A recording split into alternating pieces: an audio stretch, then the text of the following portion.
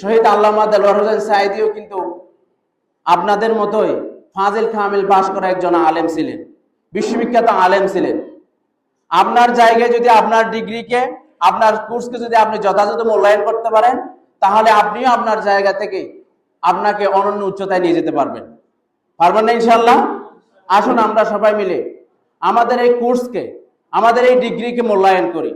আমরা যদি নিয়মিত ক্লাসে উপস্থিত থেকে আমাদের এই ডিগ্রিকে, আমাদের এই যোগ্যতাকে অনন্য উচ্চতায় নিয়ে যাওয়ার জন্য আমরা পরিকল্পনা নিয়ে, সুনির্দিষ্ট পরিকল্পনা নিয়ে আমরা যদি কাজ করি, তাহলে আমরা আমাদের উন্নতি আমরা পাবো ইনশাআল্লাহ। সর্বোপরি এখানে যারা